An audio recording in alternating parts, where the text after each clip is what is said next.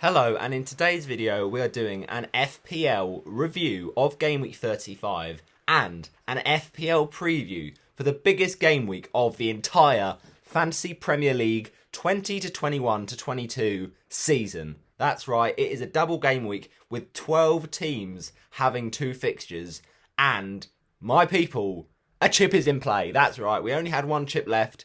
We used the free hit in 34, which, to be honest, I'm still pretty happy about. I think I did pretty well that week. Got in Robertson, got in Dubravka, double De Bruyne assists, Havertz assist. I can't complain too much. But Game Week 36 is a huge game week for sure, for so many reasons. People using chips, I'm going to use the bench boost this week. That's my final chip, and it has to be a 100-pointer at this point. My season is so desperate right now. If we don't hit triple digits, we're in trouble. Nah, but realistically, I would take anything between 15 and 20 points on the bench boost, because the bench boost is the most overrated chip there is.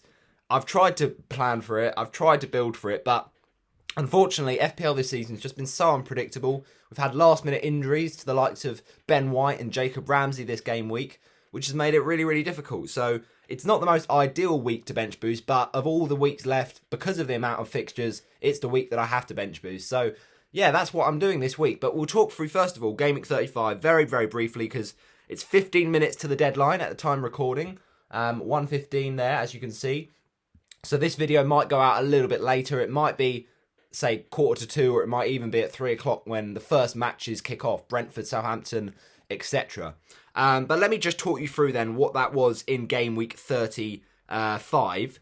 And to be honest, I was pretty happy with it. I know that it didn't look great. It was a red arrow, but basically, I need to talk you through what was an absolute shambles. Last week, in my preview, I talked about it. I basically had an absolute stinker, right? On the Monday of Game Week 34, I was just having a look at some transfer plans, and unfortunately, when you screenshot on an iPhone, it shows a little square in the bottom left corner when you try and crop the photo.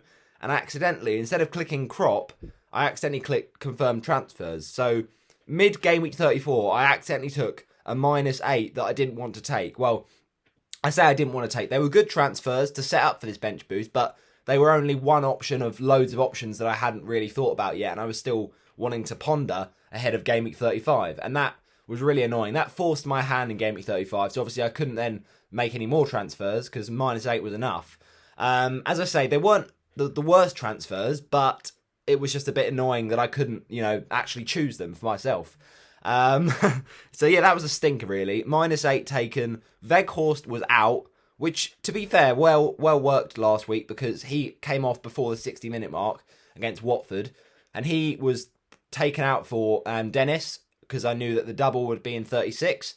At that point, I was hoping Dennis score a goal against Burnley, and then maybe Watford can at least stay alive for a couple more weeks rather than get relegated away to Palace. But we lost against Burnley, and now I've got a feeling we're losing this game. So Dennis as an FPL option, not ideal, but look, he's got two fixtures, so I'm not going to complain too much.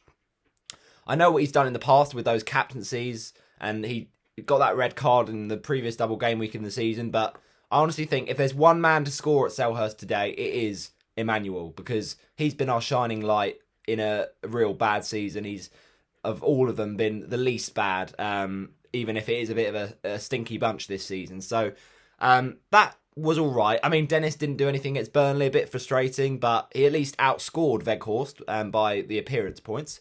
The other transfer we inadvertently did was taking out Gabriel Martinelli and bringing in Gordon. Now, I'm actually not regretting this, because people are flocking to Anthony Gordon this week, so that's fine.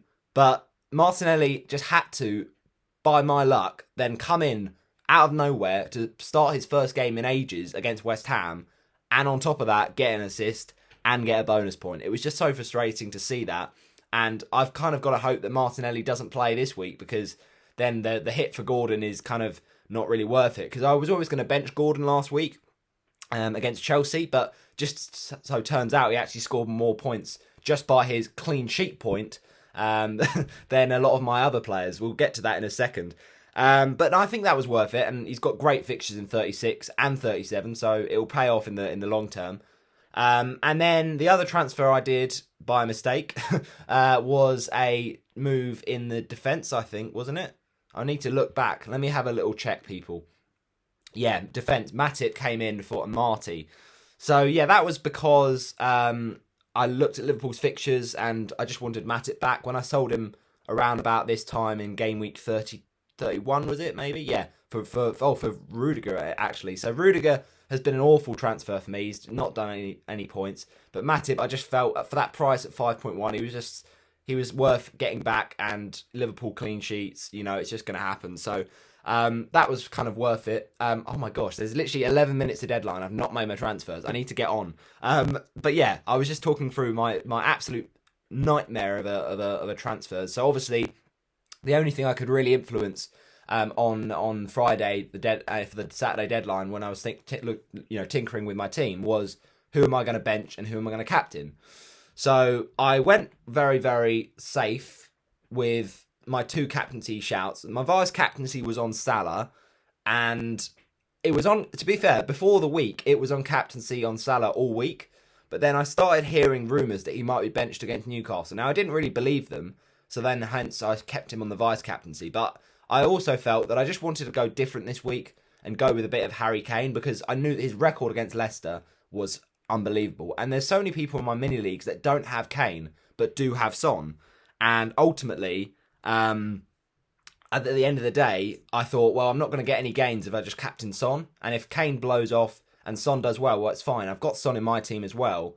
And I should have really learned from the Villa game. And I think there was a previous game as well, that at the minute, Son is just easily outscoring Kane. There will be one week that Son is outscored by Kane, but it's just frustrating. So a bit of a swing there, but you can't really complain because I had Son.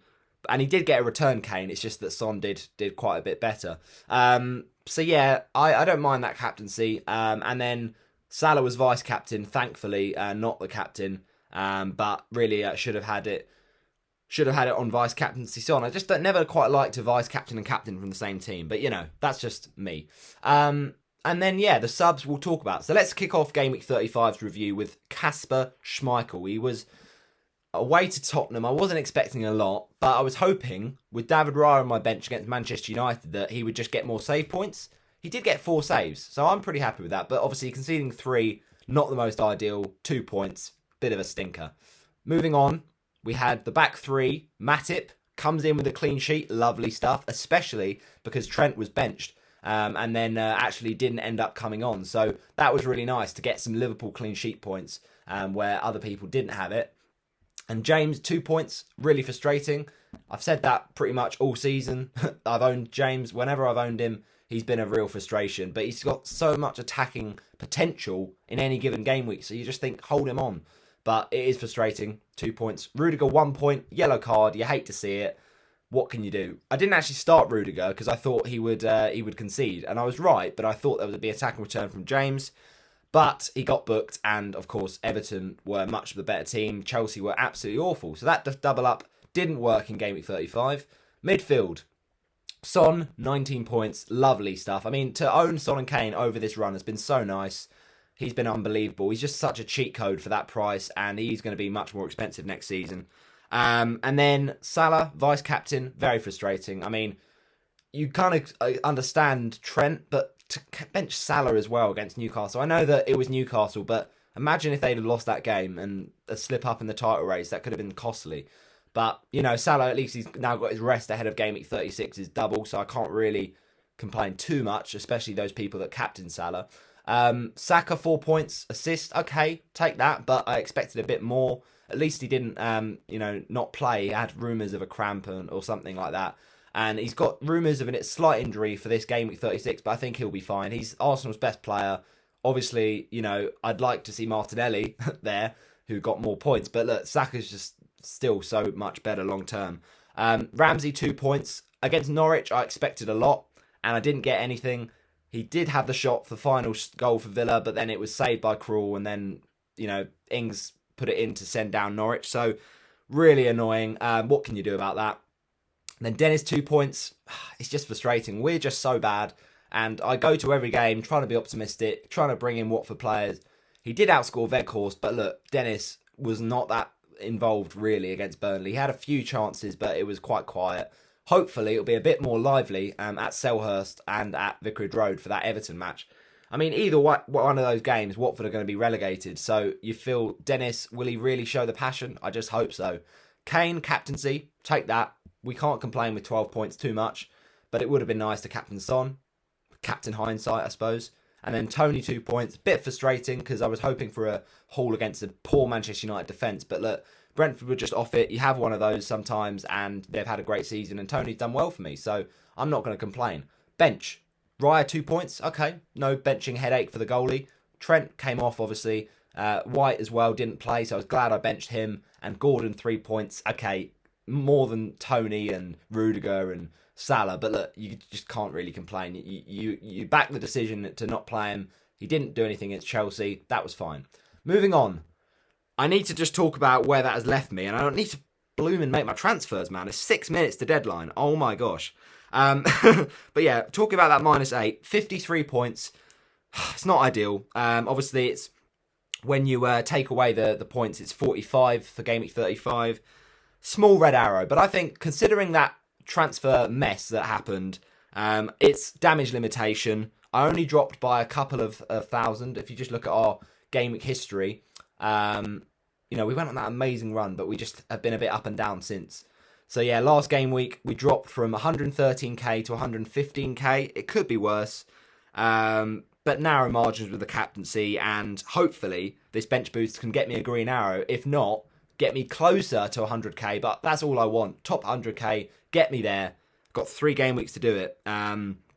Gaming rank of 2,334,621. Come on. It's a big game week for game week 36 for sure. 2,243 points. Before we talk about my team lineup, let's make those juicy transfers because 5 minutes to go. This is worrying people. Right, my transfers are controversial, but I've been forced into some dodgy moves by my injuries, and I want at least 14 players doubling on my bench boost out of the 15. So Douglas Luiz, I know he's bad. I know he's not going to play. But he's the only way I can afford a City defender. And I think City defence, not having them is more of a risk than a Douglas Luiz in for a -4. You never know. Douglas Luiz could play. I'll take the 4 points for appearances. I know Ramsey's out and doesn't mean Douglas Luiz plays. But, the last double game week for Villa, Douglas Luiz did actually score against Southampton. Just saying. But I know it's unlikely. But it's really the price I have to pay for a City defender. They are just so good. So Laporte, I think he has shaken off that cramp. I think he's going to be good to own. So he comes in. And then the final transfer, you know it. It's Eddie Nketiah. What an absolute legend. I know it's not ideal to sell Tony ahead of great fixtures, but with 2 fixtures this week, I've just got to go for it. I've got to try and go for the upside. Those are my transfers. Bish, bash, bosh. See you later, Ramsey. See you later, White. Boom. -8. Locked in, people. So, this is my lineup for this game week. Schmeichel in goal, Everton and Norwich. Pretty juicy, I'm not going to lie. I just need to make sure I haven't... Oh, damn. Someone's just commented saying I've made a better transfer plan not having City. Oh, for God's sake, man. If I'd have only seen that before I just clicked transfer, confirm. Oh dear. So what I could have done was Raya to Foster, but come on, Ben Foster's awful. Raya's probably going to get more points in that one game against Southampton than 2 for Foster. Then Mikalenko for White. Yeah, okay, I still sold White because he's injured and I think he's going to only play 1 game. And then Ramsey for Dewsbury Hall. Well, okay, the points difference between Dewsbury Hall and Douglas Luiz, I don't think it's going to be that much. Obviously, if Dewsbury Hall plays and Douglas Luiz doesn't, fair enough, but to get Laporte, that's 2 clean sheets, man. I just think it's worth it. I know it's a bit risky, but I think it's worth it. So, who are we going to put on the bench? Because realistically, Laporte I would have started if I'd had him. Probably Gordon, and probably Dennis. Let's not take the mick. We start with our strongest team, all from the top 6, apart from Leicester. And then we have Gordon, Dennis, and Douglas Luiz on the bench. Absolutely world class. That is our lineup for Game Week 36. I don't think I really need to talk through with you the kind of, captaincy. It's Salah. It's Mo, Bloom, and Salah. Raya, I know how I talked about, goalies, but I just think against Southampton have been so up and down this season. hopefully that's a big game week for me. And Laporte, I'm back in. I know it's not necessarily guaranteed, but hopefully 2 clean sheets. And then Dennis, just do something, please. And Nketiah comes in, hopefully does the business. Big game for Arsenal. I know he might play badly against Leeds and get dropped, but look, you've got to go for it in a game week. And especially when I'm trying to get top 100k, I've got to play aggressive. I would regret it more if I didn't go for it than if I go for it now and it backfires. So thanks for watching. I'll see you next time. I know this has been a bit after deadline, but, you know, I just had to get it before the deadline. You see what I'm saying? See you later. Thanks for watching. Come on, Backman and Robin. Let's do this.